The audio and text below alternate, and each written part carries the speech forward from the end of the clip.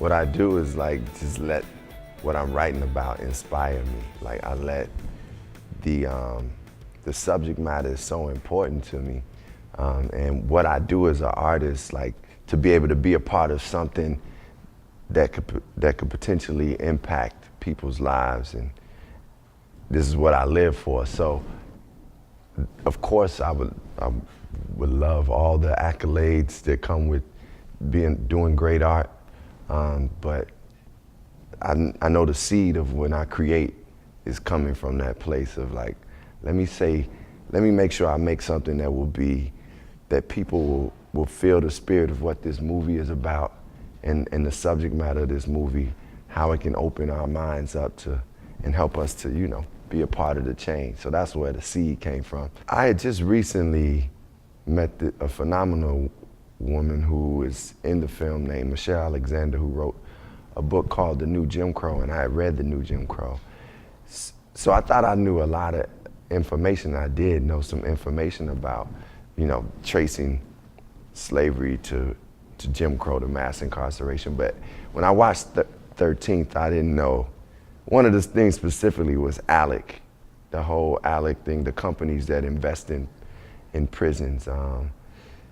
I definitely didn't know anything about that, and just tying that into, how they connect with policymakers in our government. And, so all that really was something that I never thought about. And even seeing Donald Trump's presence at that time during the mass incarceration, the beginning of that, and Hillary Clinton's presence at that time, some of that was informative to me too. So yeah, I learned a lot from the film, and it also struck a chord for me. So it definitely inspired me to write from that place. I wanted people to feel the pain of what it would be to be deemed a criminal. I wanted people to feel how much we've wronged human beings by just deeming others as criminals, and how much our system has failed us with this whole slavery, Jim Crow, and mass incarceration epidemics. And I didn't want us just to feel the pain. I wanted us to connect to that pain, and also see how much we can progress and take accountability and responsibility in it, and feel like empowered to be like, I can do something about this. I'm part of the solution.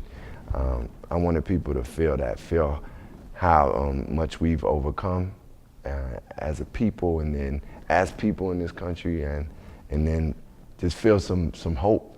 Like that's why we on the chorus of the song we sing, "Freedom, hold on, it won't be long." So I wanted people to feel that hope and inspiration and empowerment.